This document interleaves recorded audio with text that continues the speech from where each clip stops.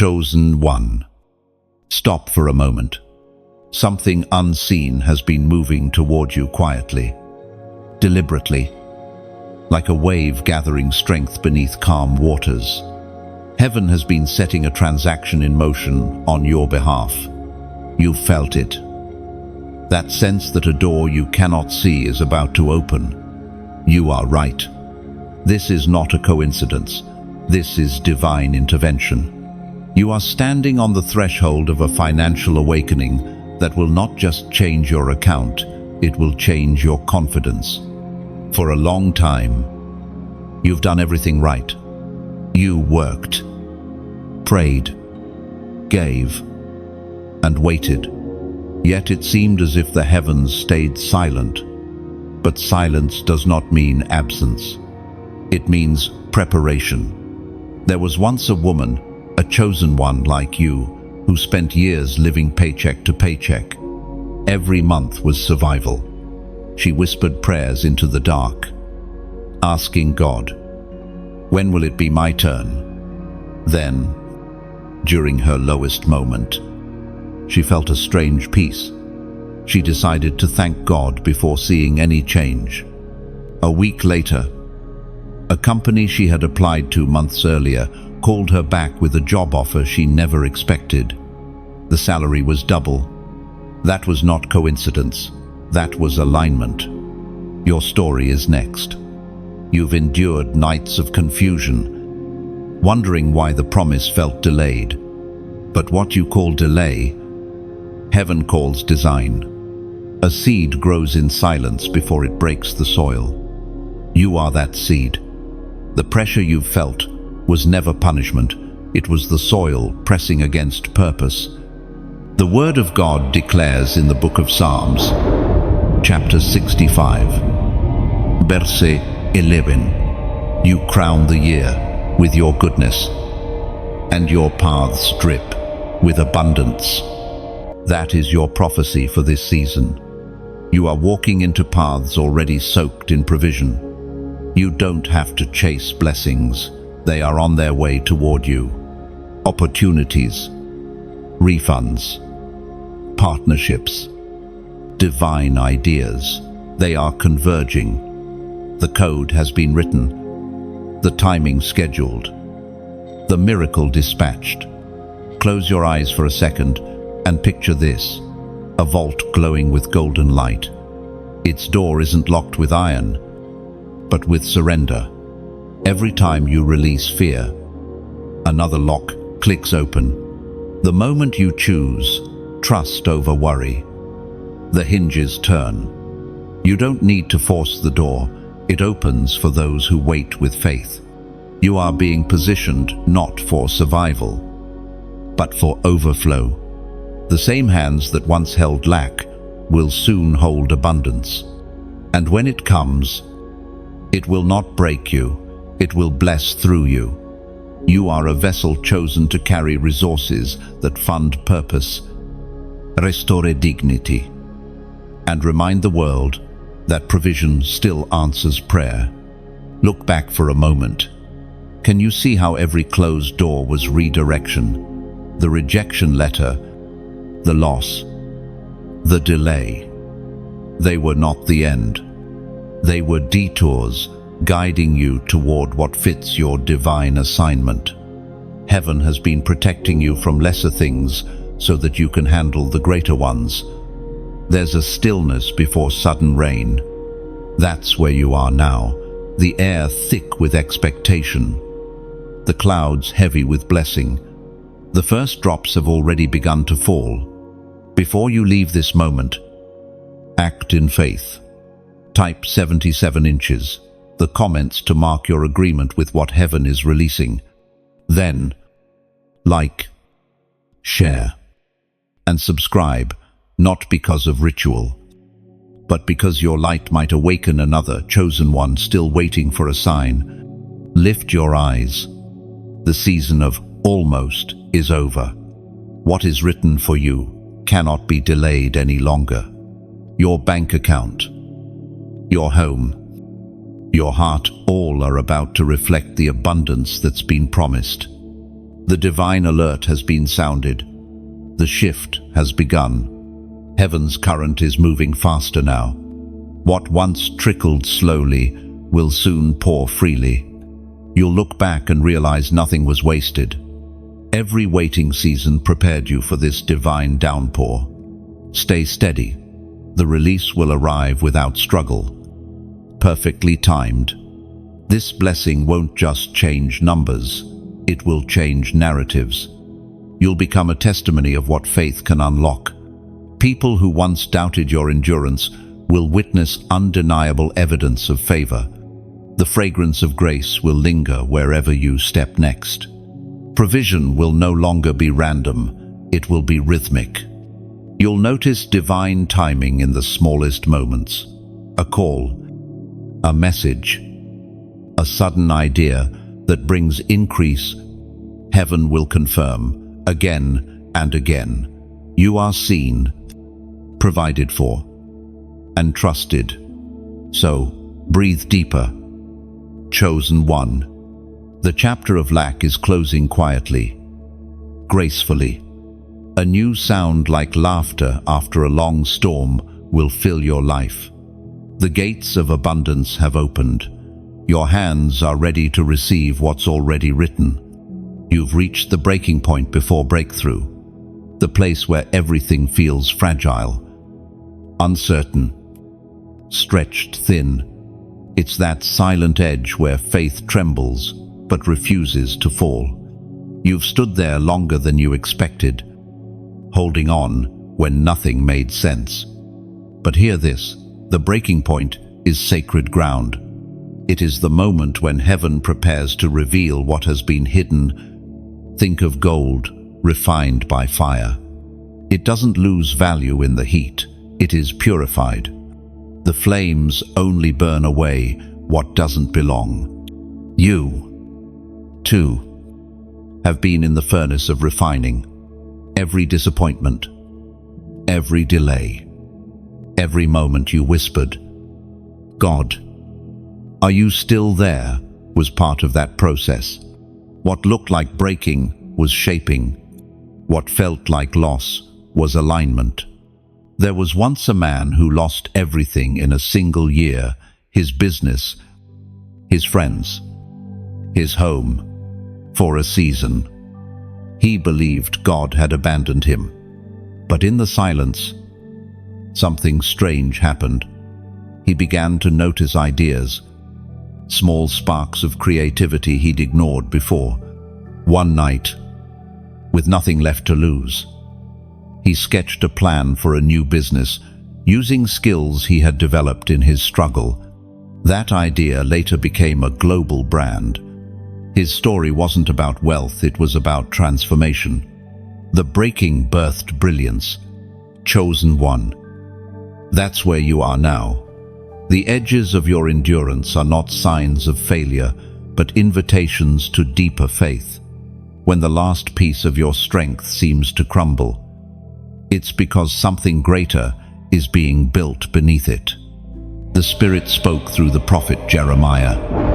Chapter 29, verse 11.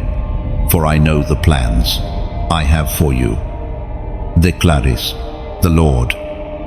Plans to prosper you and not to harm you.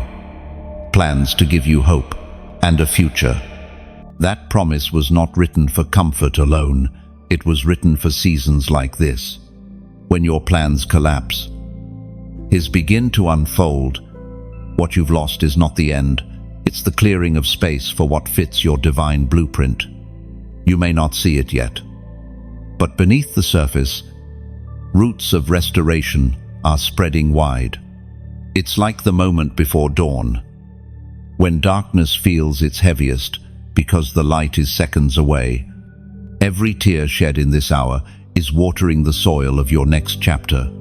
Imagine a vessel cracked by pressure, the pieces barely holding together. It looks broken beyond repair, but in the hands of a master craftsman, those fractures become the frame for new beauty. In Japan, artisans mend shattered pottery with gold, creating art called kintsugi. The cracks are not hidden but highlighted. They don't erase the pain, they redeem it. That's what God is doing with your life. You are His vessel, and He is filling every fracture with glory. You've carried more than most. You've endured storms without applause, built in silence, trusted in darkness. Heaven saw it all, and the moment you thought you were breaking beyond repair was the moment heaven began its rebuilding. In this breaking, your hearing becomes clearer, distractions fall away. You begin to recognize what truly matters: peace, purpose, alignment. The noise of the world grows faint, and suddenly, your spirit can hear the still, small voice saying, "I am here." The greatest miracles often emerge from moments of emptiness. When your hands are free of what you were holding, they become ready to receive what you were meant to carry. That's the secret of divine exchange. You release control, and heaven releases provision. Don't despise the stretching. It's the signal that expansion is near. The bow must bend before it launches the arrow. Likewise, your pressure is the pullback before acceleration. You are being aimed precisely, intentionally, toward destiny. Every piece of you that feels like it's falling apart is being reordered for a higher design. You may feel exhausted, but that's only because your spirit has been working deeply, unseen. You are shedding the last layer of old identity, the one built on survival, and stepping into one shaped by purpose. Let this moment remind you, the breaking is not where it ends, it's where it begins. You are being calibrated for a new flow, a new capacity to handle what's coming. The same place where you cried will soon become the place where you testify. There will come a day soon when you'll look back and realize that nothing was wasted, not the delays, not the silence, not even the heartbreak. It all worked together to carve out the strength now rising in you. Chosen one. Breathe deeply. Let go of the fear of starting over. The ashes beneath your feet are fertile ground for your next miracle. You are not falling apart. You are falling into place. The currency of faith is not printed on paper, not stored in vaults, not measured by digits on a screen. It is invisible yet powerful enough to move mountains, shift atmospheres, and unlock miracles. Faith is the unseen currency of heaven, and you, chosen one, already carry it within you. You may not realize it, but every act of perseverance you've shown was a transaction in the spiritual realm. Every time you prayed, despite exhaustion. Every time you gave when you had little. Every time you forgave when you were wronged, you deposited faith into heaven's account. Nothing was lost. Every act of obedience accrued interest. There was a young woman once, a chosen one like you, who felt she had nothing left to offer. She worked long hours and still barely managed her bills. One evening, as she walked home in the rain, she saw a child crying on the corner. Though tired, she stopped, shared her umbrella, and gave the child her last bit of money for a bus ride. The next morning, she received an email from a company she'd applied to months before. Not only did they offer her a job, they doubled the salary she'd hoped for. That small act of faith, given in fatigue, triggered a chain of divine provision. Faith always precedes the flow of blessing. Heaven responds not to need, but to belief. You've been waiting for the miracle to arrive, but heaven has been waiting for your faith to mature. Faith says, "I don't see it yet, but I trust that it's already mine." As was spoken in the sacred texts of Romans, chapter 1, Verse 17, the righteous shall live by faith. In that verse is not a gentle encouragement, it is a law of divine economics.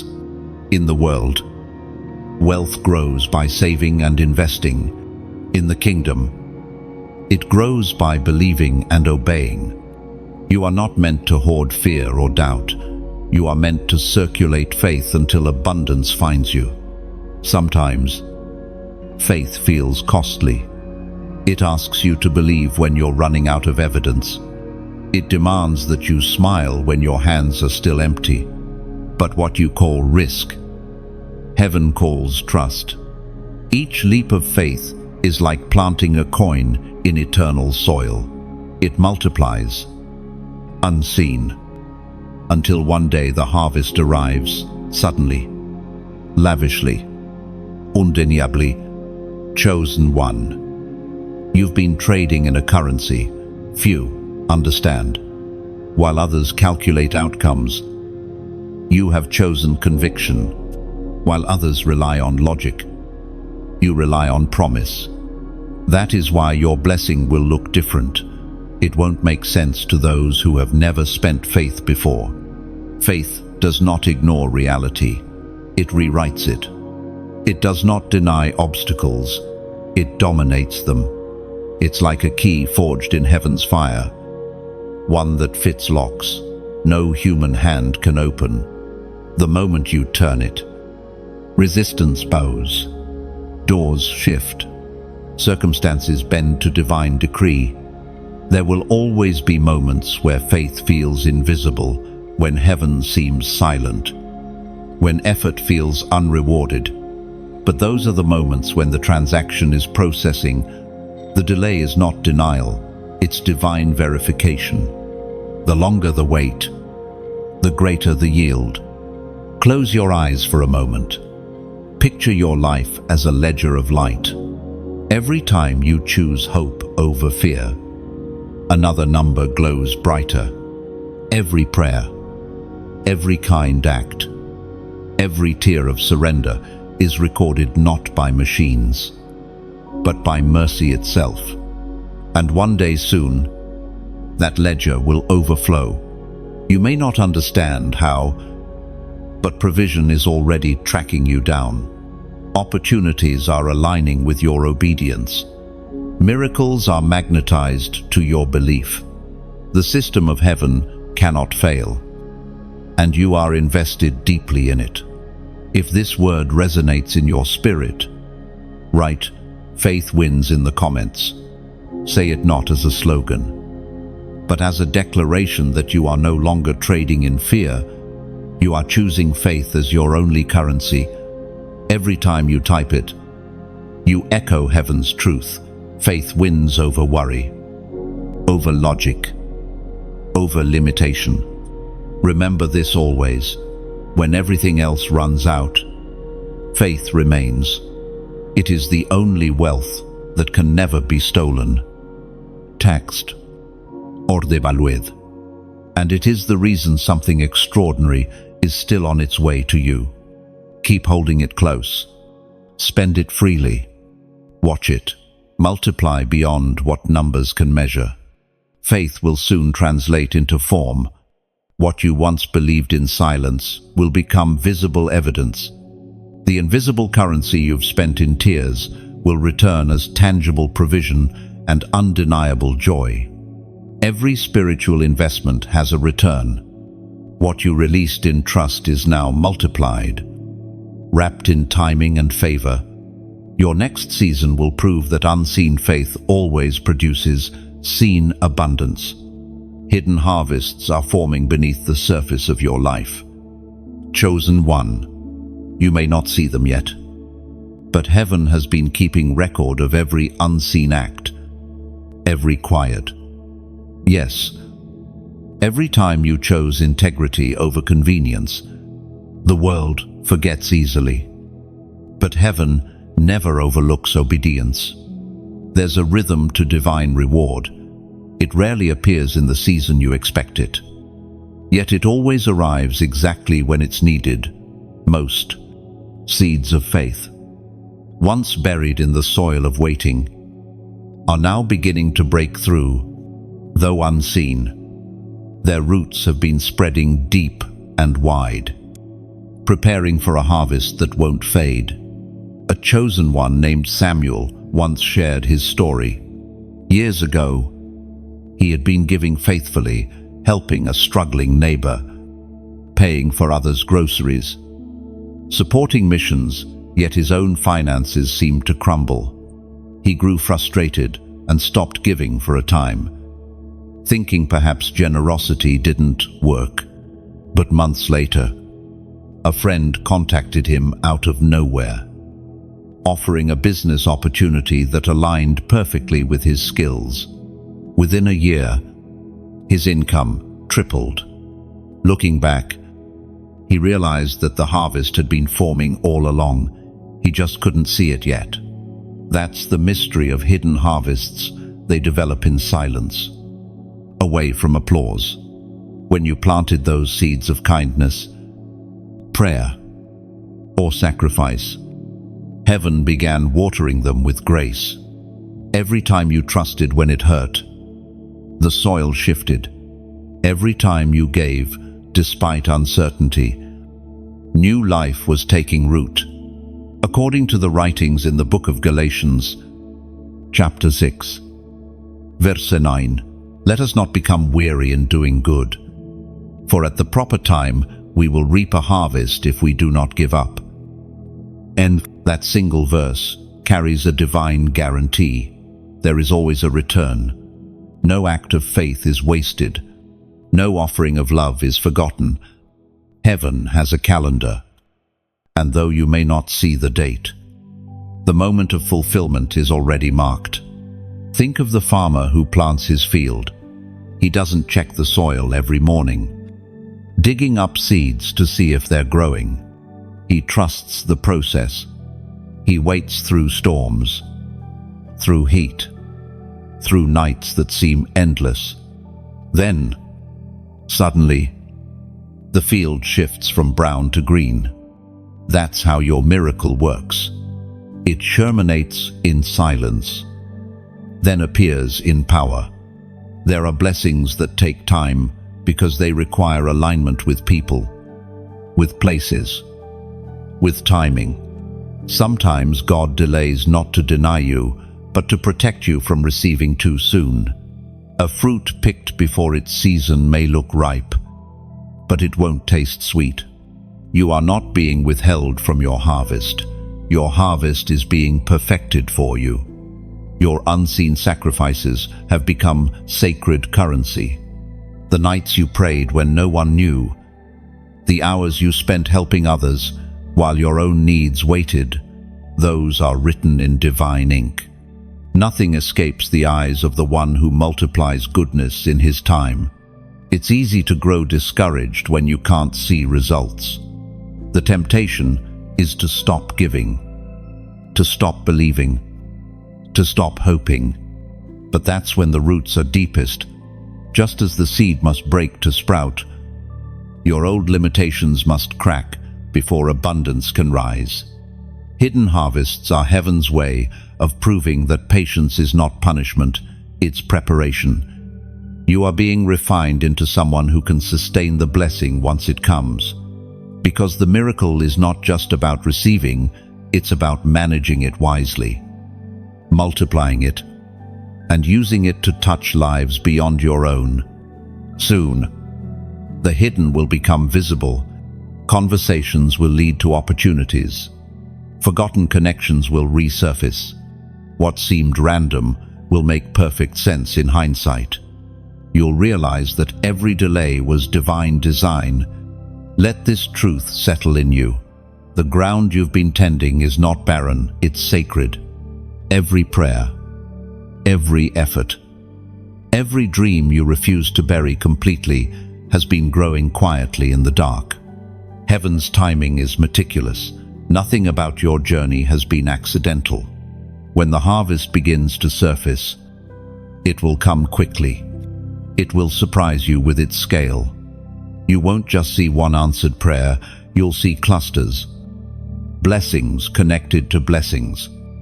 Favor, layered upon favor. What once felt like famine will overflow with fruitfulness. The waiting is not wasted. The sowing is not forgotten. The silence is not absence. Heaven has been busy behind the veil, aligning every detail for your good. Chosen one, trust the soil you've sown into. The harvest is alive, and though it's hidden for now, it's rising toward the light. And when it finally breaks through, you'll understand why it took this long, because heaven was crafting not just a harvest, but a testimony. What blooms next won't just feed you, it will feed nations through your faith. The transfer of wealth has already begun quietly, gracefully, like dawn spreading light over a sleeping field.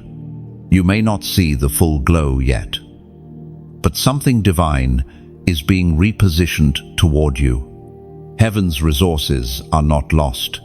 They're being redirected into the hands of those who can handle them with humility and purpose. And yes, that includes you. Chosen one. You were never meant to live chasing crumbs when God designed you to carry baskets. The world teaches scarcity, but heaven teaches stewardship. This is not about greed or grandeur, it's about responsibility. It's about becoming the kind of person heaven can trust with more. Because more in your hands becomes hope for others. Imagine standing beside a river after a long drought. You've been thirsty for so long that when you first see water rushing again, your instinct is to cup your hands and drink quickly. But then you notice something: there are others behind you, waiting, dry, weary, desperate. So, you begin to dig small channels from the riverbank, letting the water flow toward them. That's generosity. That's divine circulation. And the beauty, the more you let flow, the stronger the current becomes. Chosen one, you are part of that flow. Heaven is not only transferring wealth to you, but through you. Every act of giving, whether time, love, prayer, or support, keeps the current alive. When you give, you don't lose. You participate in the movement of miracles, as written in the book of Luke, chapter 6, verse 38.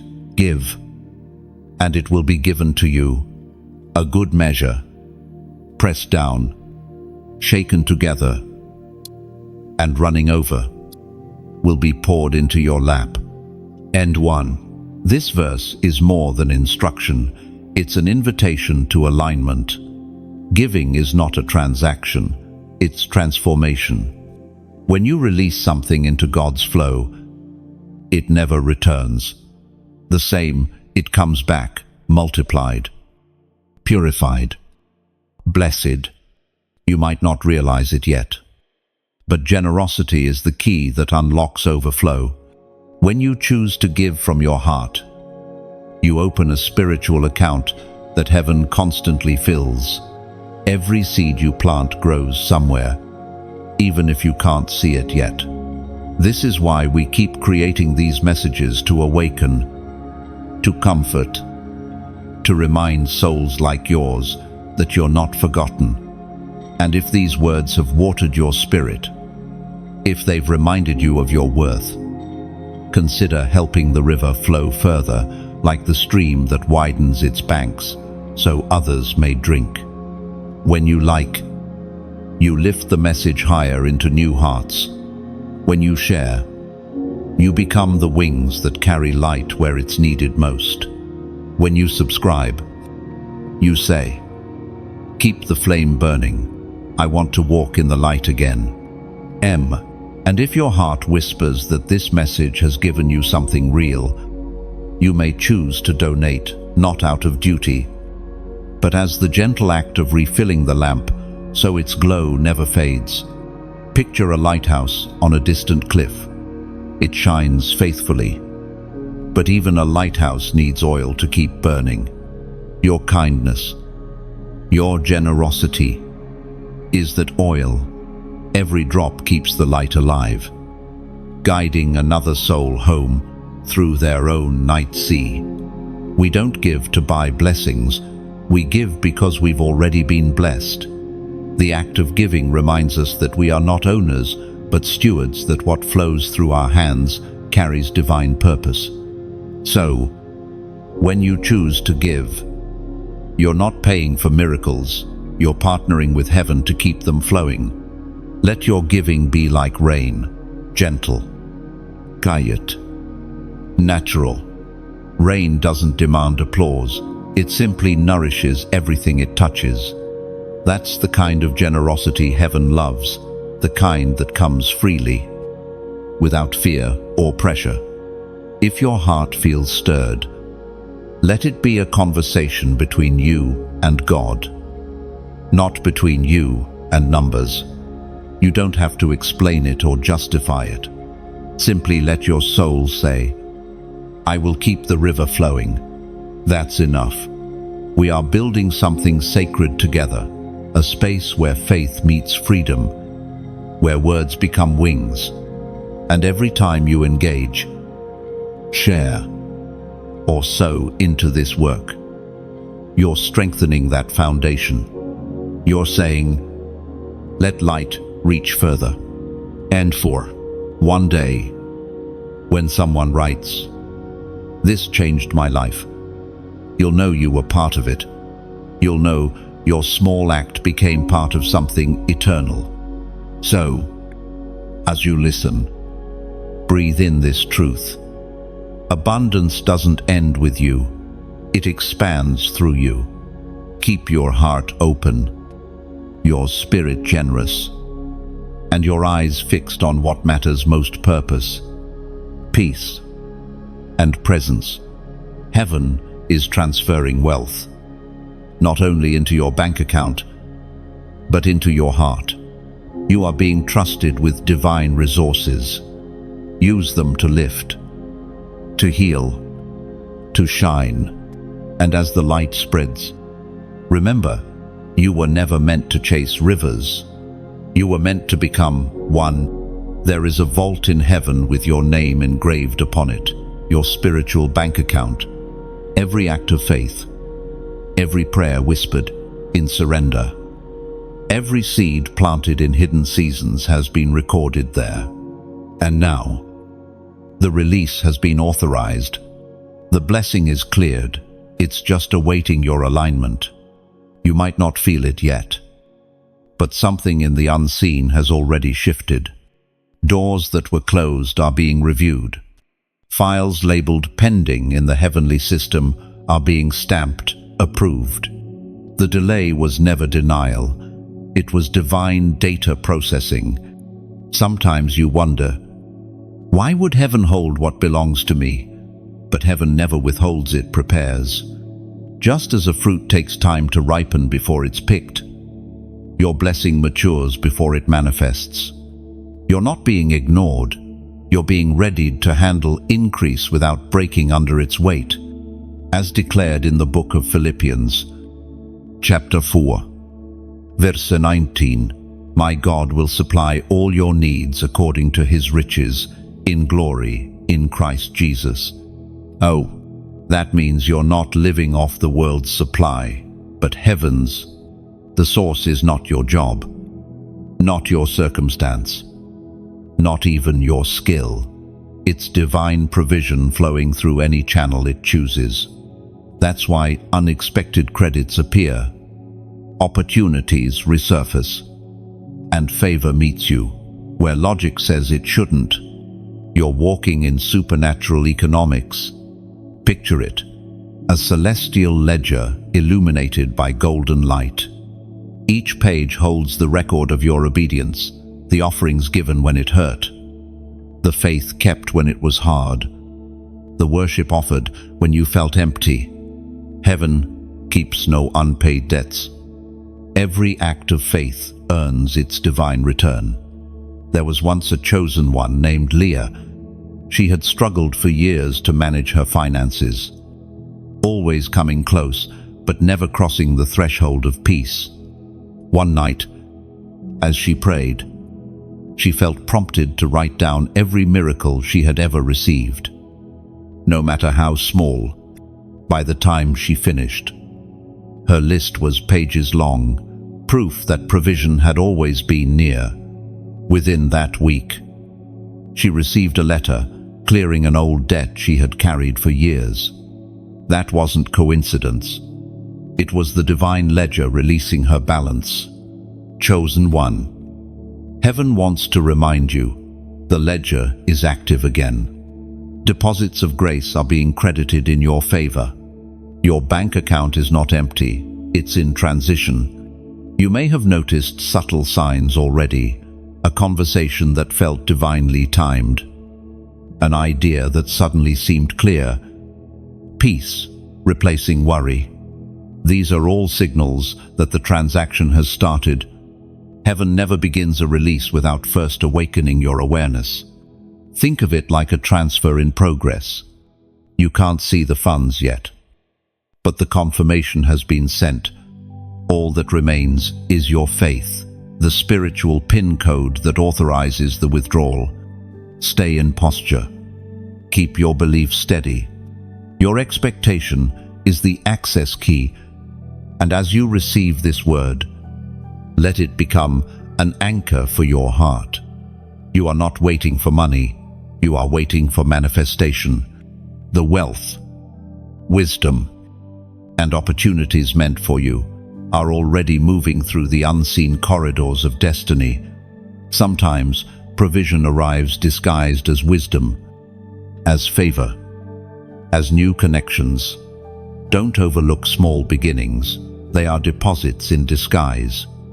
You'll soon realize that heaven's math is different. What looks like little often multiplies in your hands when faith holds it. When this resonates in your spirit, type 555 inches, the comments. That number is symbolic, grace multiplied, favor confirmed, alignment activated. It's not superstition, it's a declaration. When you write it, you're saying, I receive what heaven has already written for me. No, keep that faith active. Chosen one. You're not at the end of lack, you're at the dawn of abundance. Every delay was the seedbed for divine precision. And when the release comes, and it will come suddenly, like rain on long dry soil. You will look back and say, it didn't just happen, it had been happening all along. No. So stand tall. Smile again. Heaven has cleared the transaction. The vault is open. The transfer initiated, and what belongs to you is finally on its way. You won't have to chase what's already chasing you. Blessings are tracing your footsteps, timed to meet you at the perfect intersection of faith and readiness. Every not yet is turning into now. When the evidence arrives, don't be surprised if it feels familiar. It's the very thing you prayed for, wrapped in divine timing. Recognize it, honor it, and let gratitude seal it. The vault of heaven never runs dry. It simply waits for hearts that trust the process. Yours is one of them. The flow has begun steady, unstoppable, written in grace and sealed with promise. There is a secret rhythm between obedience and provision, a divine pattern woven into the fabric of your journey. It's like a melody that only faith can hear. Each act of obedience becomes a note that harmonizes with heaven's timing. Many try to force the rhythm, rushing ahead or lagging behind. But those who walk in sync with God's instruction experience doors that open as if by wind. The lock and the key. This is the mystery of the kingdom. The lock is opportunity waiting. The key is obedience. not blind submission, but a deep trust that what God asks of you always holds something greater on the other side. Sometimes that key looks like letting go. Sometimes it looks like staying still when everything in you wants to move. Obedience often feels uncomfortable, but it is never empty. As spoken in the book of Deuteronomy, chapter 28, verse 2, "All these blessings will come upon you and overtake you if you obey the voice of the Lord your God." This isn't punishment for disobedience, it's promise for alignment. Obedience isn't about earning, it's about opening. When you align your will with heaven's, you unlock a flow that logic cannot explain. The provision was never hidden from you, it was hidden for you, waiting for the right key to turn. Think of Noah building the ark under clear skies. His obedience looked absurd until the first drop of rain. Every swing of his hammer was an act of faith that unlocked preservation for generations. Likewise, your obedience is building something beyond what you can see. It may look unnecessary now, but soon, others will seek refuge in what your faith created. There's also Jonah, who resisted his calling and found himself in the belly of delay. His story reminds us that delayed obedience can sometimes become disobedience, yet even there, grace waited. When Jonah surrendered, the sea itself shifted to release him. The moment he obeyed, the waters obeyed too. Creation responds to the commands of faith.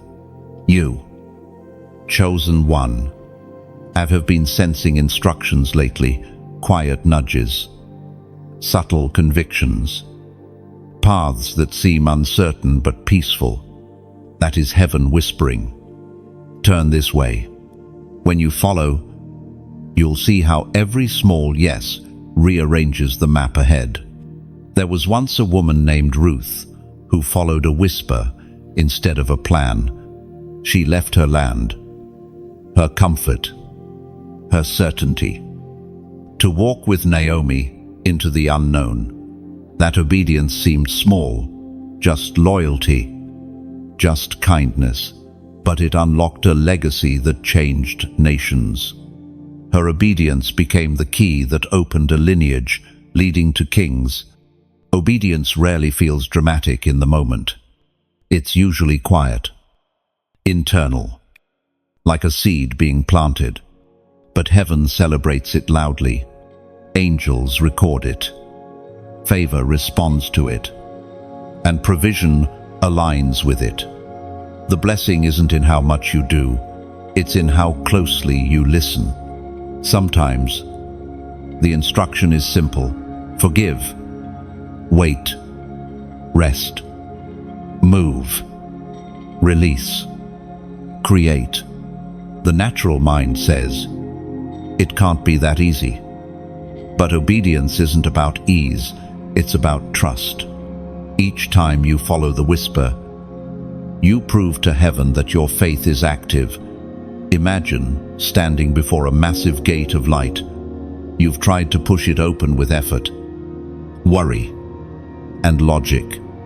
It doesn't move.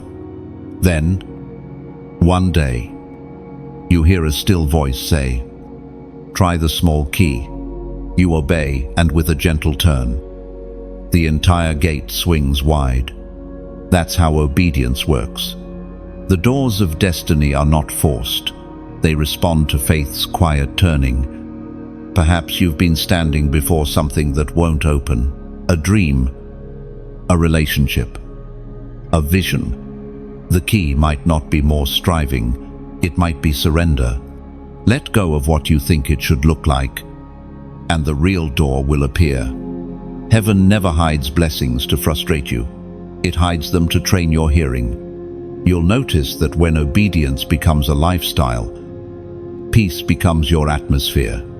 Even when things seem uncertain, there's a quiet assurance that you are exactly where you're meant to be.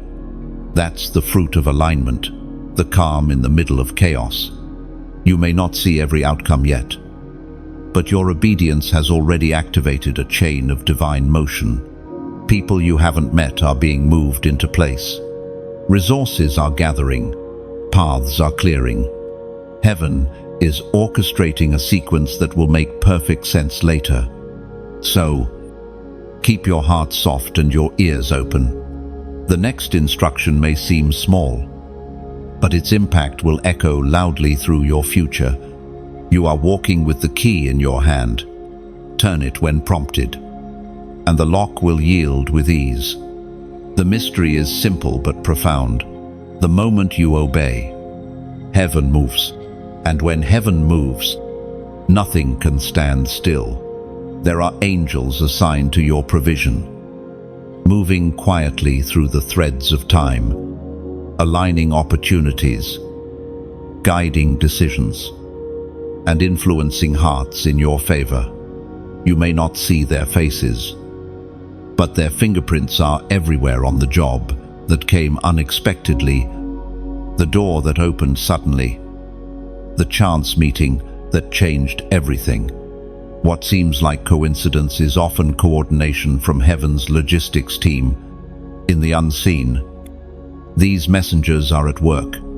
They move through schedules and systems, whispering reminders into the hearts of those who are part of your blessing. The client who chooses your name, the person who recommends you, the official who stamps approved on a forgotten request. All of them are touched by angelic guidance. Heaven's help rarely announces itself, but its results are unmistakable, as revealed in the book of Hebrews. Chapter 1, verse 14. Are not all angels ministering spirits sent to serve those who will inherit salvation? That scripture isn't poetic symbolism, it's spiritual reality. Angels are not distant beings frozen in stained glass. They are active participants in the unfolding of your destiny. When you pray, they move. When you declare faith, they align. When you speak words of gratitude, they amplify your blessing's momentum. There is a story of a man named Daniel, whose prayers reached heaven, but whose answer was delayed by resistance in the unseen realm. For 21 days, he waited, unaware that angels were engaged in battle on his behalf. When the answer finally arrived, it came with explanation. From the first day you prayed, your words were heard. That is still true today. Every prayer you've ever whispered has been registered. Some are in transit right now. You may not always sense their presence, but there are moments, a sudden calm in the chaos, a narrow escape from danger, an unexplainable peace that reveal angelic nearness. Their presence is like air, invisible, essential, sustaining. They don't need recognition, they need cooperation. Faith becomes their signal. Doubt dims it, but gratitude strengthens it. There was once a young man who lost his wallet on a crowded train. It carried his only savings. He searched for hours, retracing every step, until exhaustion overtook him. That night, as he prayed, he felt prompted to rest instead of worry. The next morning, a stranger knocked on his door. The wallet had been returned, intact, found by someone who, inexplicably, felt compelled to travel across the city just to deliver it. He couldn't explain why, but heaven could. Angels know how to orchestrate timing that no algorithm can match. Sometimes they come as people, a kind stranger, a friend who calls at the perfect moment, a mentor who speaks one sentence that changes your outlook. Other times, they work through circumstances, a closed door that saves you from disaster, a delay that leads you to something better. Their movements may be silent, but their mission is precise. Angels assigned to your finances are not there just to increase numbers, they come to protect your purpose. Wealth that arrives too early can crush. Favor given too easily can corrupt. So these messengers hold things until your heart and timing align. That's not punishment, that's protection. They are the quiet architects of divine order. Every time you choose faith over fear, they gain permission to build. Every time you worry less and trust more, they gain room to move. Heaven operates on cooperation, not coercion. Your calm is their command. Even in seasons where it feels like heaven is silent, the angels are active. They don't sleep. They don't slow. And they don't forget their assignments. You are never walking alone. The air around you hums with unseen movement, carriers of provision traveling through spiritual pathways toward your need. If you could glimpse even a fraction of their work, you'd never doubt again.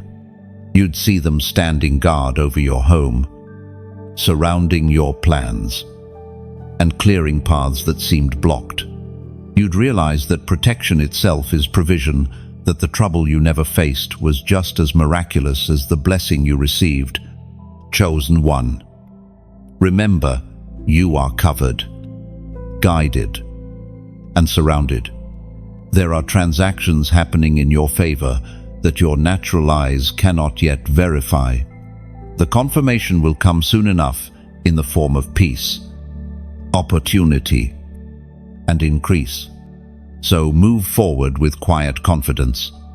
Every step you take in faith sends another command through heaven's ranks. The angels respond to faith's language. They know your voice when you speak belief instead of fear. And even now, as you read these words, they are listening, marking this as a moment of alignment. Something has shifted. The orders are clear. The assistance is dispatched. You are not forgotten, and you are certainly not alone. There is a moment in every journey where light meets shadow, the place where the spirit of poverty tries to whisper again, reminding you of your past lack, your old fears, your forgotten failures. It tells you that you'll never rise above what you were born into, that your limits are permanent. But that voice is a liar. You were not created to live bound by scarcity. You were chosen to carry abundance as proof that heaven still restores. Poverty is not just about money, it's a mindset. A weight that tries to settle on your heart until you believe small, dream small, and give small. But the kingdom you belong to does not operate in shortage. The Spirit of God is not a miser. Creation itself testifies to overflow, oceans that never run dry, stars beyond counting, fields that keep producing season after season. You were made in the image of that Creator. The Apostle reminds us in his letter to the Corinthians, chapter 9, verse 8, "And God is able to bless you abundantly, so that in all things, at all times, having all that you need, you will abound in every good work." Abundance is not arrogance, it's alignment. It's heaven's way of saying, now you can focus on purpose instead of survival. For too long, you've had to calculate your worth by what you had. But the poverty that once ruled you is now losing power. You are being reintroduced to your true inheritance, the kind that cannot be stolen or measured. There was a man named Eli, who had lived decades, weighed down by fear of lack. He grew up hearing that money was evil, that wealth corrupted, yet he always felt there must be more to the story. One day, while reading about Joseph, he realized Joseph wasn't rich because he loved money. He was rich because he managed it with wisdom and faith. That revelation broke something in him. Within a year, Eli started a business that became a blessing to his entire community. His wealth wasn't greed, it was grace. That's what happens when the spirit of poverty breaks. You stop seeing money as an idol or an enemy. You begin to see it as a tool. You realize that resources in the hands of the righteous become rivers that quench the world's thirst. Chosen one, you are stepping into that revelation. The fear that made you cling to crumbs is fading. You are remembering that your Father owns everything, that there is no competition, no scarcity, no shortage in His kingdom. What belongs to you doesn't need to be fought for. It needs to be received. Think of the old, rusted chains that once bound you. You tried to move, but they clinked and pulled you back to patterns of worry. Today, those chains are snapping. You'll feel lighter, not because your circumstances changed first, but because your belief did. The freedom begins inside before it ever appears outside. Once you stop identifying as the struggling one, doors that once ignored you will suddenly recognize you. Heaven responds to identity. As long as you saw yourself as lacking, opportunities passed by. But the moment you see yourself as entrusted, the same opportunities will find you. The poverty spirit thrives on silence and secrecy. It tells you not to hope, not to ask, not to believe, but you are called to speak abundance. Speak it until it sounds natural. Speak it until the air around you agrees. If this word stirs something in you, type "chains off" in the comments. You're not typing words, you're declaring a reality. When you write it, you're saying, I refuse to live tied to limitation any longer. Every declaration sends a ripple through the unseen, announcing that you have switched kingdoms from survival to overflow, from fear to faith. Now, look at your life again, not as a victim, but as a vessel. You were never meant to beg from the world. You were meant to bless it. The hands that once trembled in uncertainty will soon carry resources that restore others. So walk forward freely. The prison door is open. The spirit of poverty has no authority left here. You are no longer defined by what you lack, but by what you carry. Heaven's economy has already shifted in your favor. You will notice subtle signs of freedom, ideas returning, joy awakening, and courage rising where fear once ruled. That's how liberty begins, not with noise, but with quiet confidence. When the chains fall, your hands are no longer empty. They're available, ready to build, to bless, to create what poverty once convinced you was impossible. This is the sound of new identity taking root, not a whisper of lack, but the song of inheritance. You are free indeed. Overflow is not about having more, it's about becoming more. When God begins to pour into your life, it's not only to fill your cup, but to turn you into a vessel that can overflow into others. What's coming to you isn't just for comfort, it's for kingdom purpose. The provision that's arriving carries mission in its flow. You are standing at the mouth of a river that's been gathering behind a divine dam. For years, the pressure has been building faith, endurance, lessons, tears. Now, heaven's hand is on the gate. The water is about to rush through. But here's the miracle. The overflow won't drown you. It will lift you. You'll rise with the tide of favor that once seemed delayed, but was only waiting for readiness.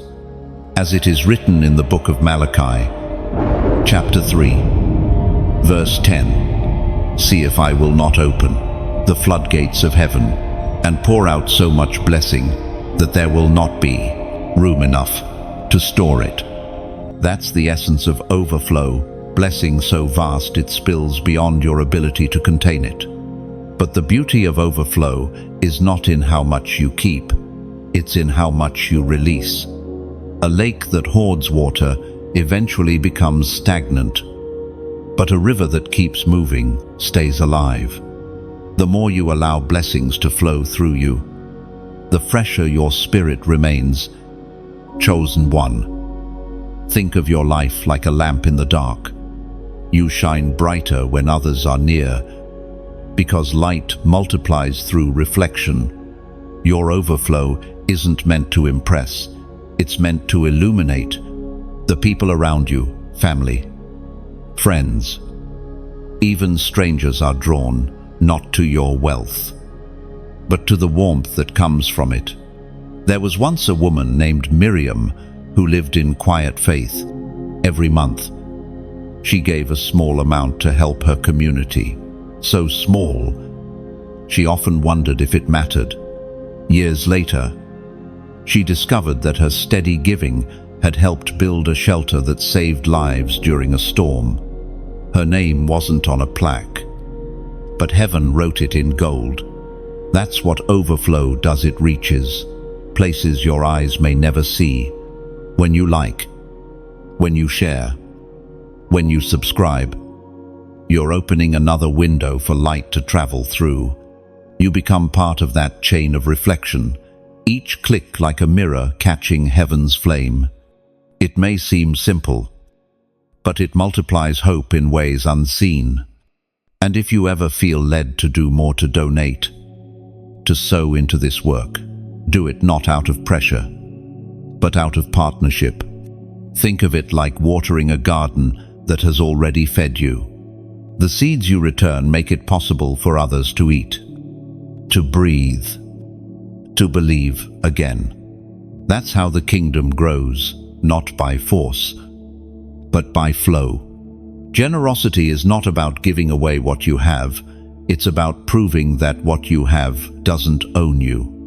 The heart that gives freely is the one that sleeps peacefully, because when your resources move through you instead of stopping with you, your soul stays light and alive. Picture this: you stand beneath a great tree. Its branches stretch wide, heavy with fruit. You pluck one apple, then another. You could keep them all, but something in you knows they taste sweeter when shared. You start passing them out, first to a neighbor, then to a stranger, and as you give, you notice something miraculous. More fruit keeps growing where you picked. That's divine economics. The more you release, the more heaven replaces. We are here together, creating something sacred. Every word shared, every moment of reflection is like a spark joining others to form a greater fire. Your engagement, your willingness to respond, to spread, to support, is what keeps this flame burning. If these messages have ever reached you when you needed them most, let that gratitude become movement. Let it ripple outward. Support if you feel moved, but never because you're told to, because you want to. Every offering, big or small, is like another drop added to the current of compassion that's circling the earth. Remember, chosen one, rivers don't flow backward. Once water begins to move, it can only go forward toward purpose, towards growth, toward more life. That's you now. You've stepped into the flow, and your overflow will keep reaching beyond sight, beyond time. So, keep your heart open. Keep your light generous. Like, share, and subscribe if this message has poured into you, and if your spirit whispers, give back as freely as the river gives to the sea. Because this is what divine overflow looks like. Not wealth hoarded, but hope multiplied, not pressure, but partnership, not obligation, but offering. You are not merely a receiver of blessing, you are its continuation. There are seasons in life that feel like pauses, moments when everything you've prayed for seems delayed, suspended somewhere between promise and fulfillment. You wait, and the waiting stretches until it feels endless. But divine timing is not human delay. Heaven does not run late. It arrives precisely when all the pieces align. You may think you've been forgotten, but you are actually being synchronized. The reason certain prayers haven't manifested yet is because they must connect to other destinies. The answer for you might also be the miracle for someone else.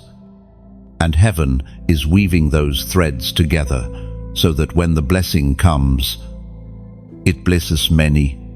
Think of an orchestra tuning before a grand performance. Each instrument plays its note separately, creating noise instead of harmony. But when the conductor raises his hand, the sounds merge into music. That's what divine timing feels like. Noise turning into symphony, chaos transforming into clarity. There was once a young artist named Mara who spent years creating paintings that no one seemed to notice. She believed her purpose had been misplaced. One day, a gallery owner stumbled upon her work while visiting a friend's home. He was captivated. Within months, her art was displayed worldwide. When interviewed, she said, "If success had come earlier, I would have lost myself in pride. The wait was my teacher." That's what time does in heaven's hands.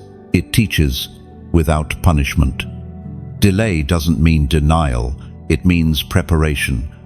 What's taking time is not your promise, it's your capacity. God often withholds not to frustrate you, but to protect you from collapsing under premature blessing. As written in the book of Ecclesiastes, chapter 3, verse 1, "To everything there is a season, and a time to every purpose under heaven." You are walking through sacred timing. The silence around you isn't emptiness, it's incubation. Just as a seed must stay underground before it blooms, your miracle is growing in darkness first. You can't rush it, because the roots must deepen before the flower appears. When divine timing seems delayed, fear often tries to speak. Maybe it's never coming, but faith responds softly, "It's already on the way." Every moment that feels like stillness is actually movement beneath the surface, like tectonic plates shifting quietly to raise mountains. Heaven's unseen work always precedes visible change. Look back on your life, and you'll see the pattern, how doors that once closed led you to better ones. How missed opportunities protected you.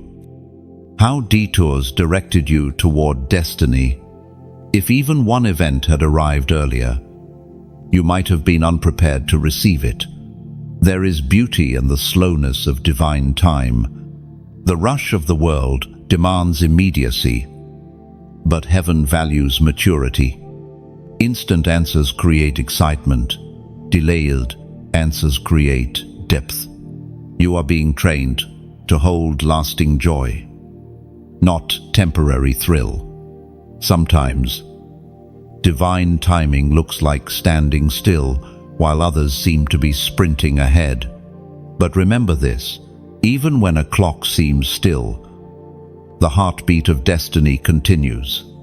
You are not behind, you are in rhythm with eternity. There was once a farmer who grew frustrated when his crops didn't sprout as quickly as his neighbors. He watered daily, doubting quietly. But one morning, he noticed green breaking through the soil, not one sprout, but hundreds at once. The roots had been growing all along, silently building strength. The harvest didn't delay, it developed. You may feel that your waiting has lasted too long, but what's forming beneath the surface will prove worth every moment. The promise is aging like fine wine, gaining richness in time's barrel. When it pours, it will not be shallow, it will be strong enough to sustain generations. So, instead of rushing the process, start preparing your container. Get your heart ready to receive what's coming. Clear out the old fears, the doubts, the clutter of comparison. The blessing will need space when it arrives, and you must be ready to hold it with gratitude, not anxiety.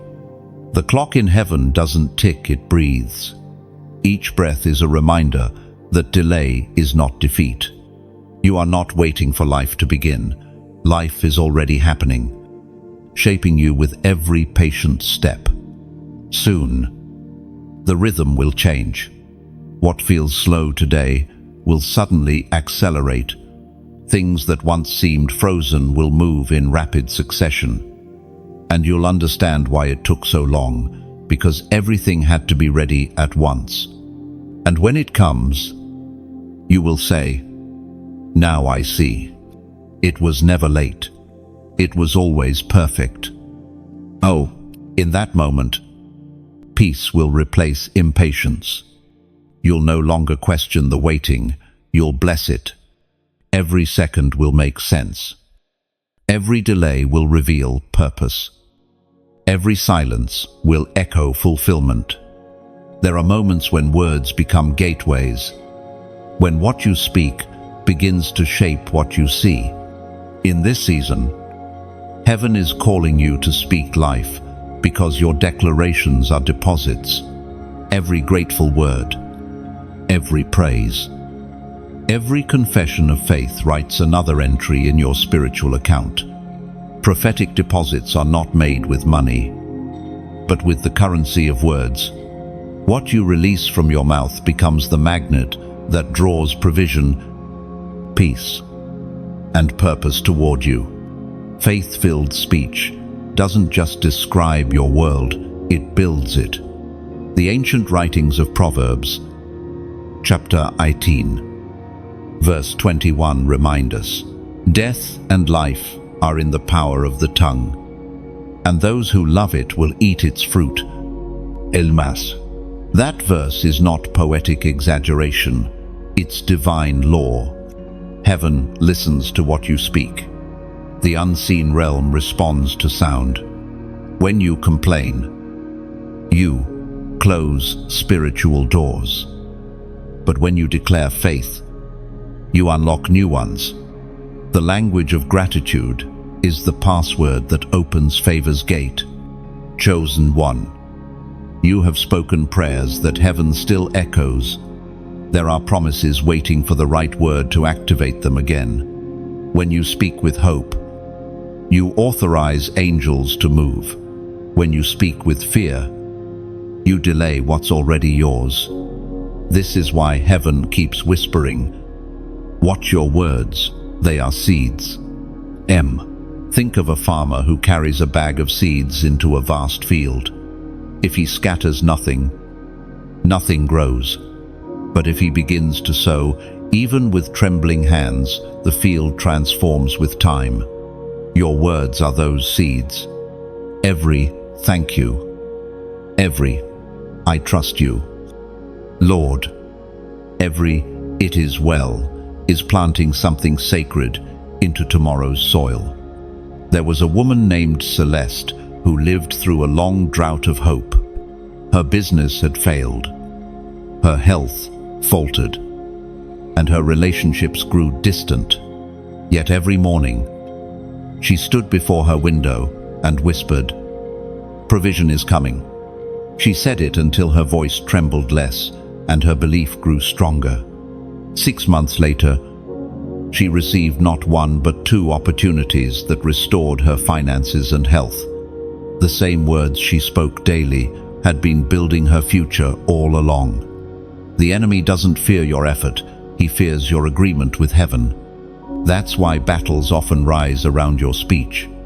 You'll be tempted to say, "Nothing ever works out for me," or "Maybe I should give up."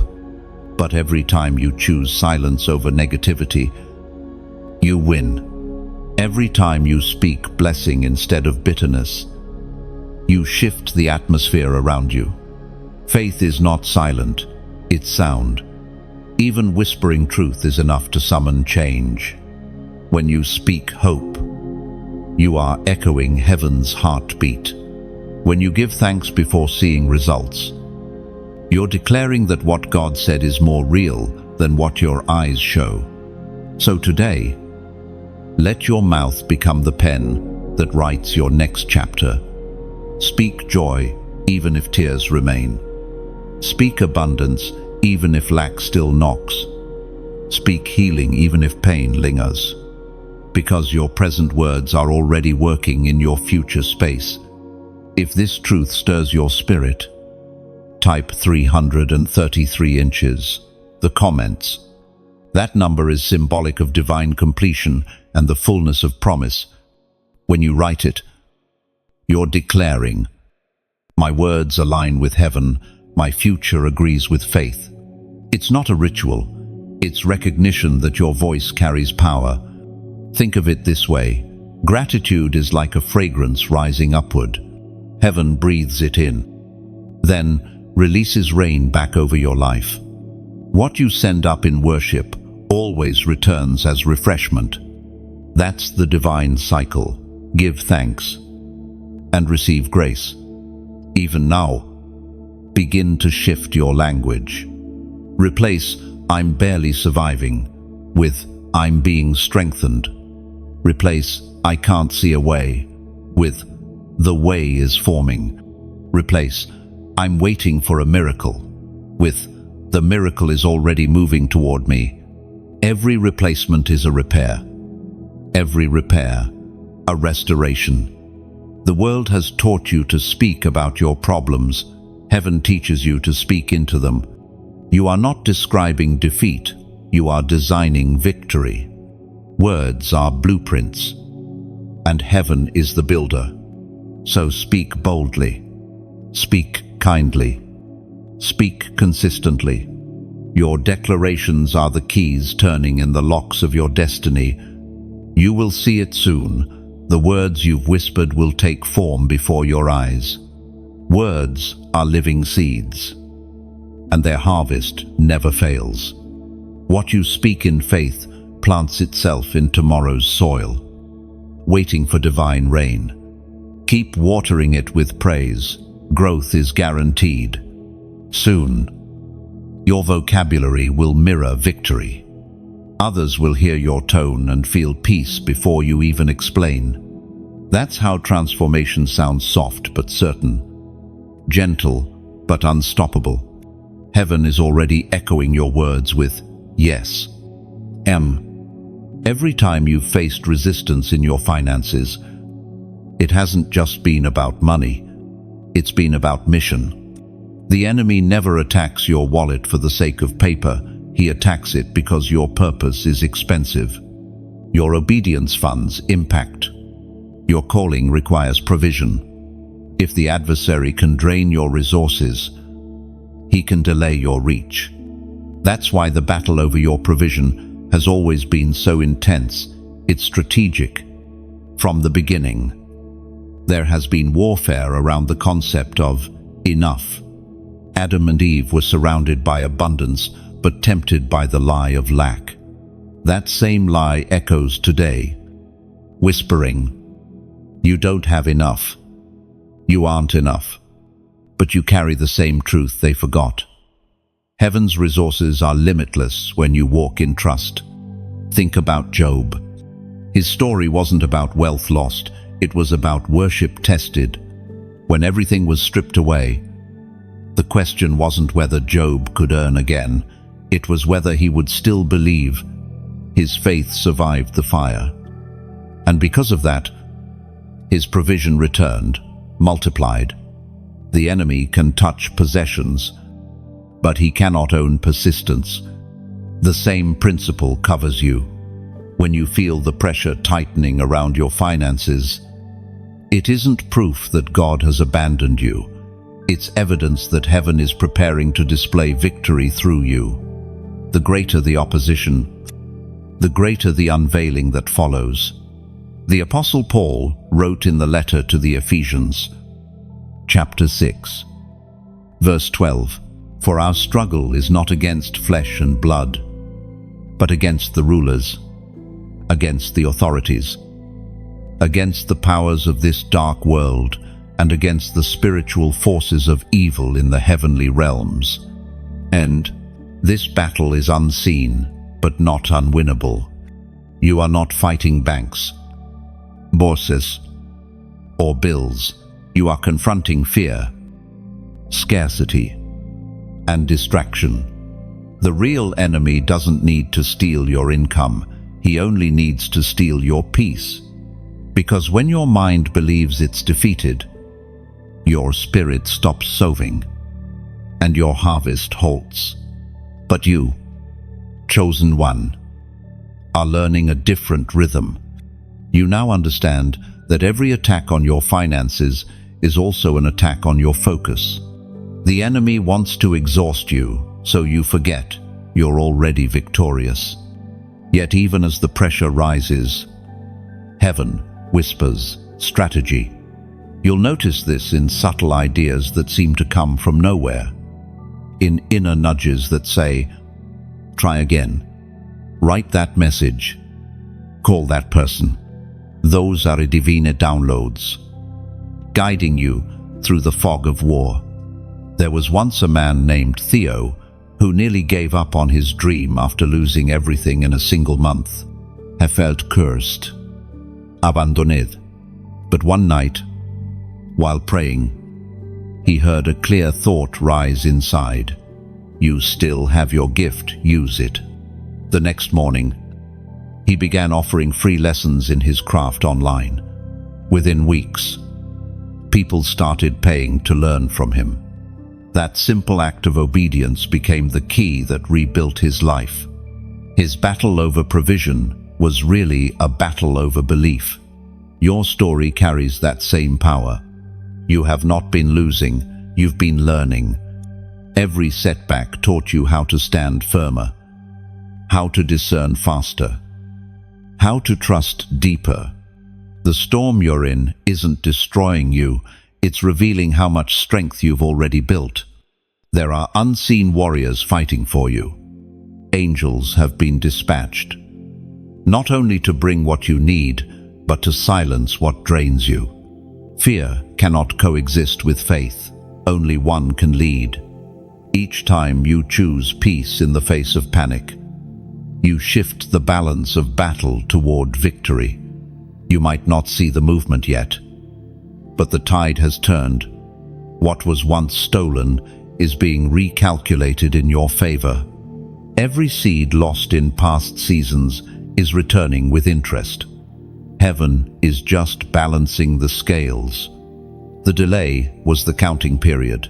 Now comes the release. When the battle over provision intensifies, remember this truth. Storms come to reveal anchors, and you are anchored. Your spirit no longer sways with every gust of uncertainty. You've learned to hold steady, trusting that your provider is bigger than your problem. Soon, you'll look back and realize that even the attacks were blessings in disguise. They forced you to clarify your priorities, to strengthen your faith, and to discover the power that fear had tried to hide. So, rest. Let the noise quiet. The battle is not yours to finish. It's already written in victory. And when the dust settles, your story will testify not just of abundance received, but of faith that refused to bow. The weapons once raised against you will rust in silence. What once threatened your peace will now finance your purpose. Every scar will shine as proof that faith never fails when the fight belongs to God. There comes a point in every divine journey when blessing itself becomes a test. The steward's test is not about lack, but about what you do with overflow. It's easy to trust God when you're waiting, to pray when you're in need. But when abundance finally arrives, will your heart still bow? The most delicate test of character is not scarcity, it's success. Many stumble not in famine, but in feast, because prosperity has a subtle voice. It whispers independence. It tempts you to forget that what fills your hands was never meant to replace the one who gave it. There was once a man named Ezra, who after years of struggle finally reached the peak of his career. The same faith that once sustained him slowly faded into the background as comfort settled in. One night, he dreamed of his childhood home, simple, quiet, filled with laughter and prayer. He woke weeping, realizing he had gained much but lost intimacy with God. That moment changed him. He began to give, to serve, to remember. His wealth became worship again. That's the essence of stewardship, remembering who the true owner is. You are not the source of your abundance, you are the channel. And channels must stay clear, so water can keep flowing. When you cling too tightly, the flow slows. But when you keep your palms open, heaven keeps pouring. In the Gospel of Luke, chapter 16, verse 10, Jesus declared, "Whoever can be trusted with very little can also be trusted with much. And whoever is dishonest with very little will also be dishonest with much." And those words reveal the pattern of promotion. The way you handle small things determines the size of what heaven entrusts next. Stewardship is not about perfection, it's about posture. Gratitude sustains the blessing. Humility multiplies it. And generosity protects it from pride. Think of your life as a vineyard. You are both caretaker and beneficiary. The vines represent your gifts, your responsibilities, your opportunities. The fruit is the result of faithful tending, patience, diligence, consistency. The harvest is abundant, yes, but if you forget to prune, the vines grow wild and the fruit loses sweetness. Stewardship is pruning. It's the discipline to manage blessing without being consumed by it. There is also the parable of the talents, where one servant buried what he was given out of fear. He didn't lose it to theft or greed, he lost it to stagnation. Fear disguised itself as caution. That's the danger of comfort. It can make you overprotect what was meant to multiply. Chosen one. God did not bless you so you could build fences. He blessed you so you could build bridges. Every resource you've been given, skills, wisdom, finances, time is a tool of impact. You are called to carry prosperity with purpose, to turn what you've received into restoration for others. Sometimes, stewardship also means saying no. No to distractions that waste your energy. No to relationships that drain your joy. No to habits that dilute your focus. True stewardship guards not only possessions, but also peace. You are the gatekeeper of your destiny. Not everything deserves access. Think of Solomon. When wisdom and wealth converged, his reign flourished. But when his attention drifted from purpose, the blessing began to fragment. The lesson remains timeless.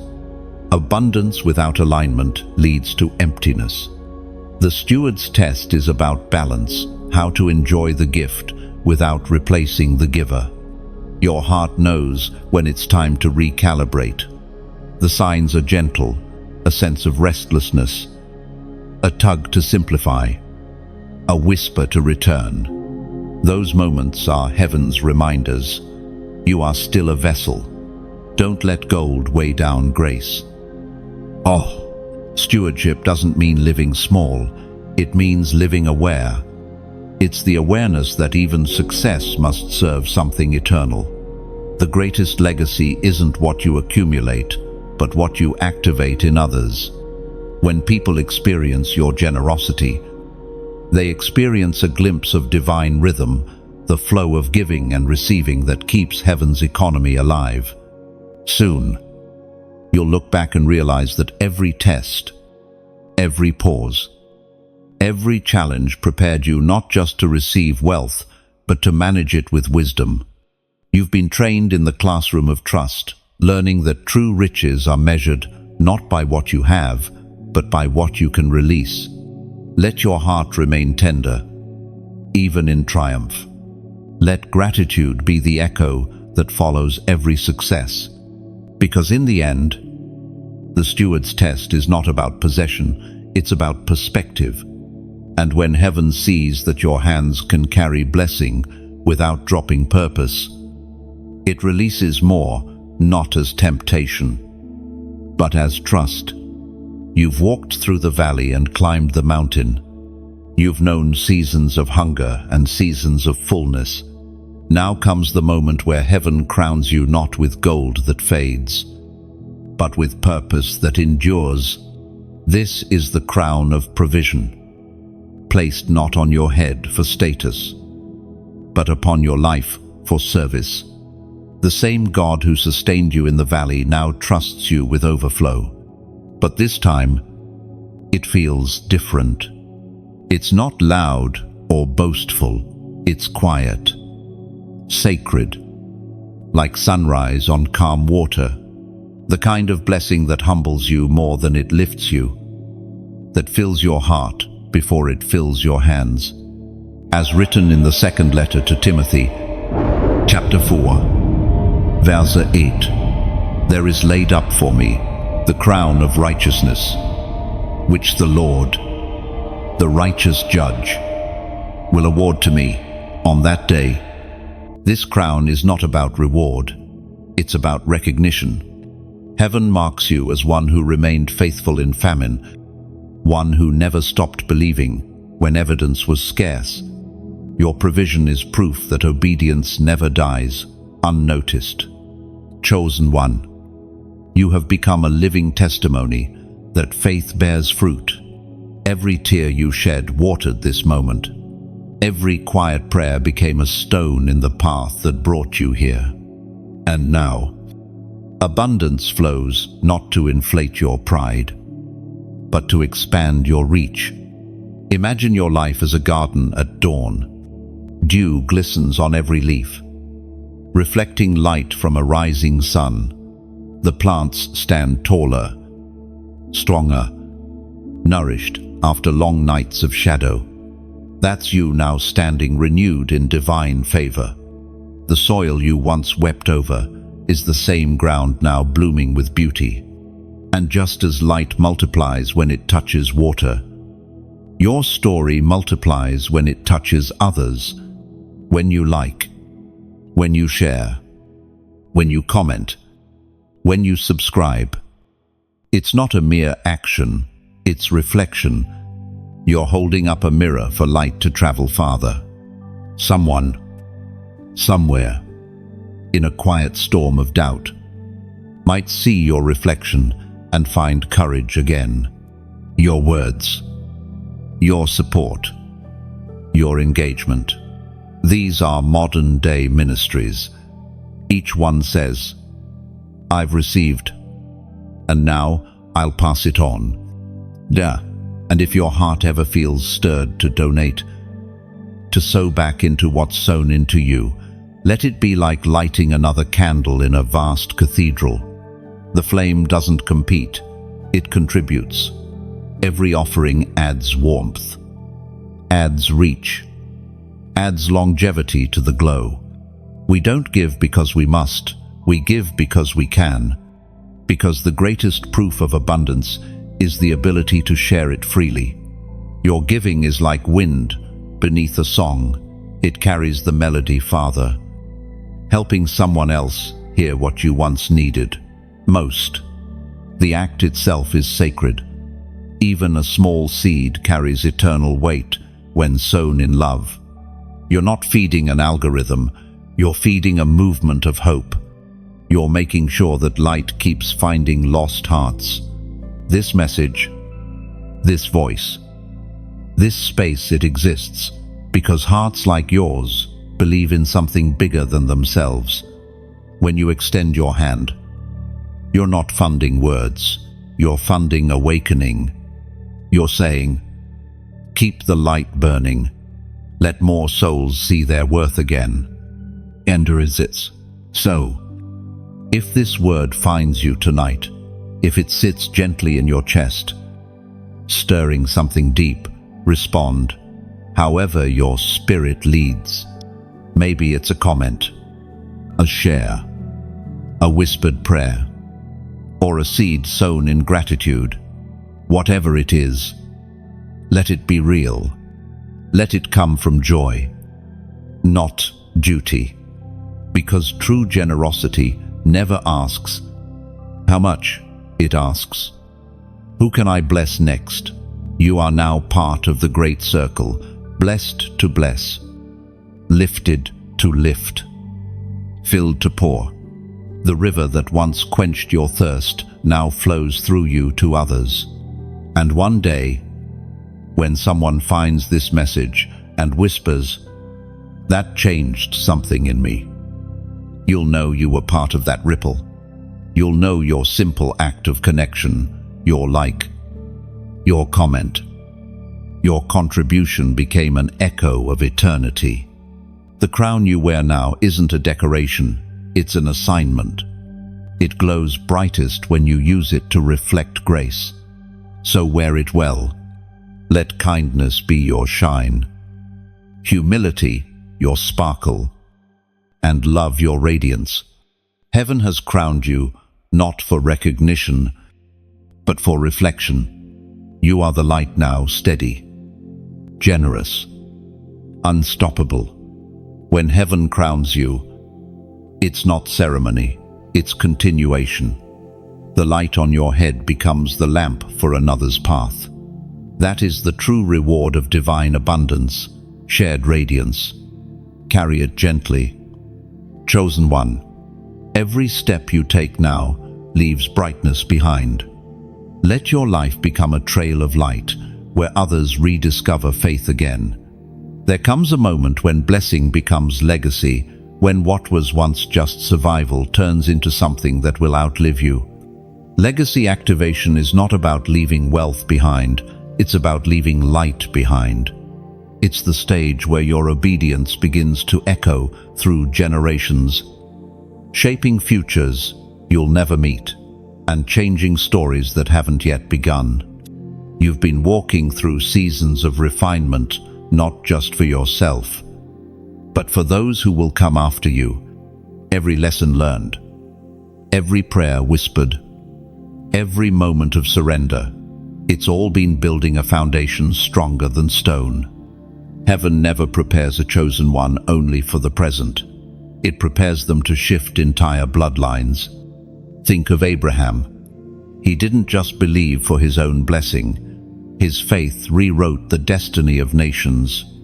Every promise God gave him carried a ripple that still moves through time.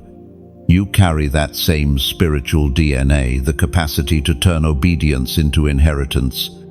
As written in the book of Psalms, chapter 112, verse 2, their children will be mighty in the land. The generation of the upright will be blessed. That's legacy. It's not built in a day, nor with noise or display. It's built quietly through consistent faithfulness, through small daily acts that seem ordinary but accumulate into eternity.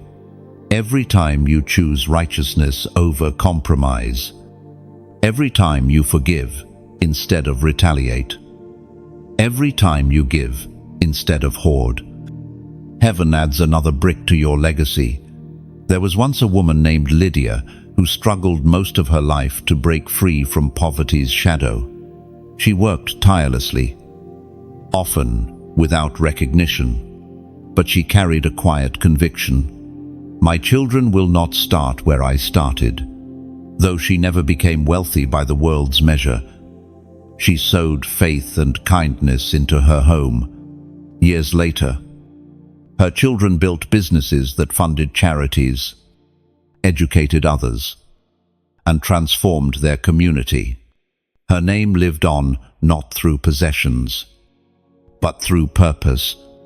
That's how legacy works. It's not transferred through wealth alone, but through wisdom, integrity, and example.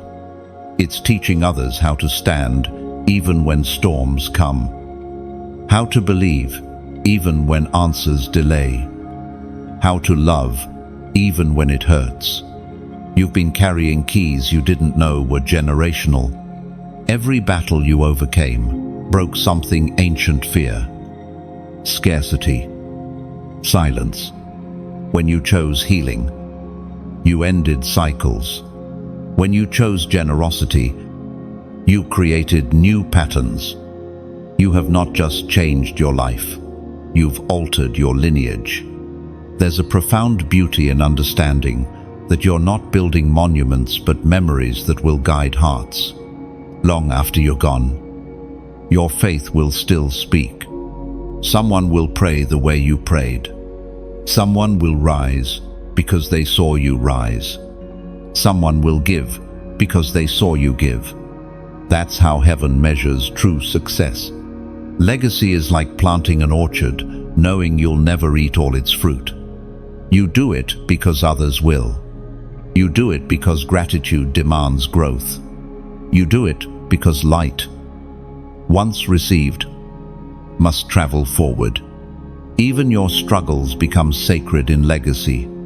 The pain you endured becomes the story your descendants use for strength. The tears you shed become the river where future generations drink courage. Nothing is wasted when heaven authors the narrative. Sometimes legacy feels invisible because it doesn't always look impressive. It hides in gentle consistency, in daily faithfulness, in choices made when no one watches, but heaven watches, and it writes with precision. You may never see the full extent of your impact, but trust that it's unfolding beyond your sight. The echo of your obedience is already resonating through time. The prayers you prayed decades ago are still traveling, landing in moments you'll never witness. Your name might never appear in history books, but it is inscribed in the archives of eternity. And when generations after you walk in freedom, peace, and abundance, heaven will whisper, "It began with you." So, walk with quiet pride, not the kind that boasts, but the kind that bows. You've become a cornerstone in something eternal. You are the bridge between what was and what will be. Legacy is not what you leave in your bank account, it's what you leave in hearts. And your heart, refined by grace and strengthened through trial, has already begun to write history. Your story is no longer just yours, it's a torch passed forward. Each generation will walk a little taller because you dared to believe when no one else did. That's eternal influence. The light that once guided you now flows through your bloodline. You've become a living prophecy, proof that faith can rewrite an entire family's future. There is a stillness that follows fulfillment, a quiet space where gratitude settles deeper than words can reach. This is that moment. Chosen one, the final confirmation. What heaven promised has been established. What was delayed has arrived. And what was hidden is now revealed. The transaction between faith and fulfillment has been completed. You may not have heard a trumpet or seen the skies open, but the shift has already occurred. Something in the unseen has sealed your new reality. The peace that suddenly feels permanent, the clarity that settles in your heart, that's the confirmation. The waiting room has become a doorway. For a long time, You lived between promise and manifestation. You carried hope like an ember, sometimes flickering, sometimes faint. But now that ember has become flame. It lights your path with steady glow. You are walking not toward the promise anymore. You are walking in it. As written in the book of Habakkuk, chapter 2, verse 3, "For the vision is yet for an appointed time, though it tarry. Wait for it, because it will surely come. It will not tarry." You waited, and it came, not in your timing, but in perfect time. The answers have been layered into your days. The blessings folded quietly into your routines. Heaven didn't announce the moment, it simply began it. This is the sacred part of fulfillment that few talk about, the stillness after the storm. It's not noisy, it's not rushed. It's the hush that follows answered prayer, where you realize you're standing inside what you once begged for. You begin to breathe differently.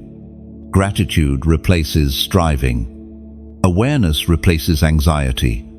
There was once a man named Elias who prayed for stability after years of turmoil. For a long time, he thought the silence meant God wasn't moving. Then one morning, he woke up and realized weeks had passed without crisis. He had peace, steady work, laughter at dinner tables. The miracle hadn't arrived in a flash. It had quietly surrounded him. Sometimes, fulfillment doesn't arrive to you. It grows around you. That's what this moment is. God's quiet signature written across your life. The evidence is subtle but sure. You've stopped searching for signs because you've become one. The transformation within you is the testimony you once sought outside. Look around. The things that used to overwhelm you now bow before calm. The fears that kept you restless no longer have permission to speak. You've been rewired from the inside, carrying a peace that no circumstance can disrupt. Fulfillment doesn't mean everything is perfect. It means you've been perfected through everything. The same storms that tried to bury you have now built your strength.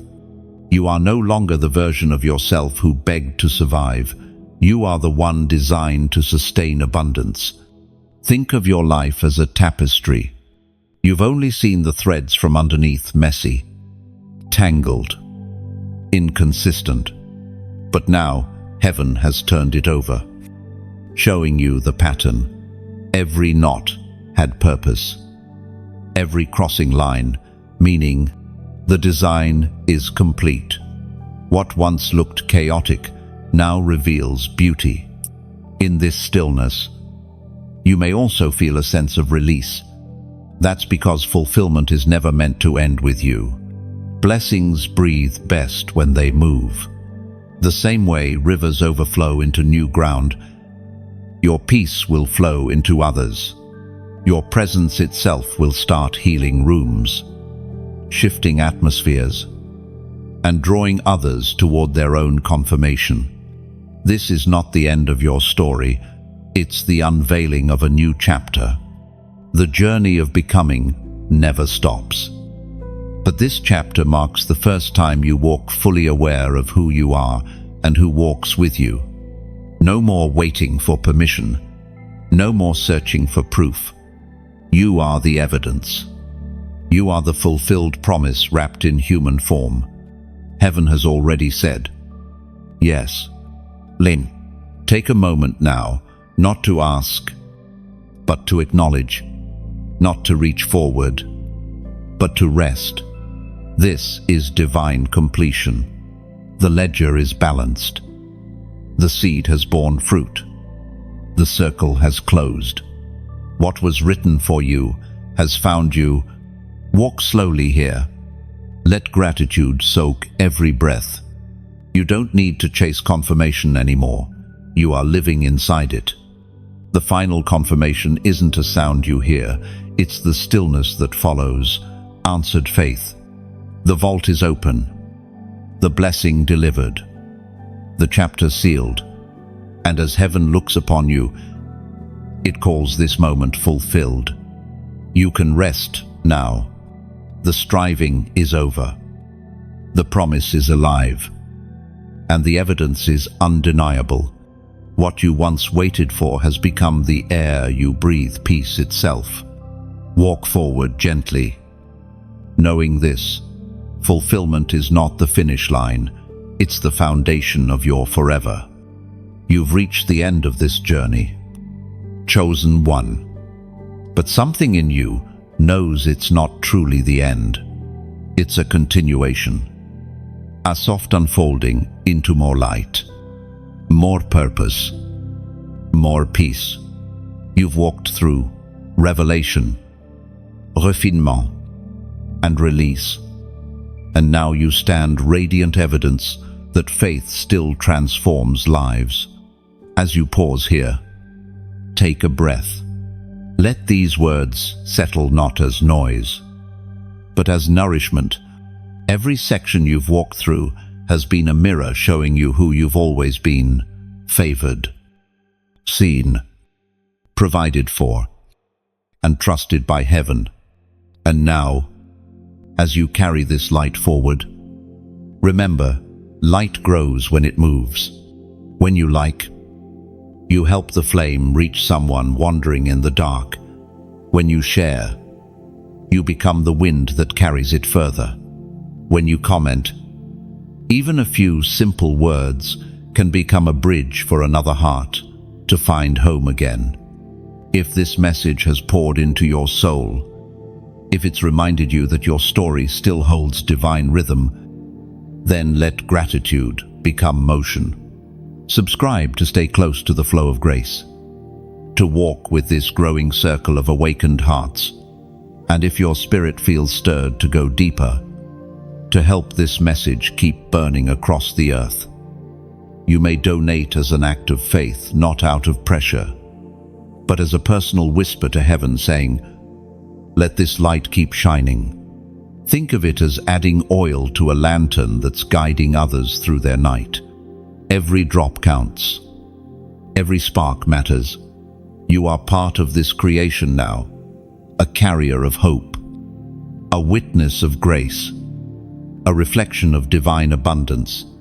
The journey continues through your life. Your words, your generosity, your glow. The light moves on with you,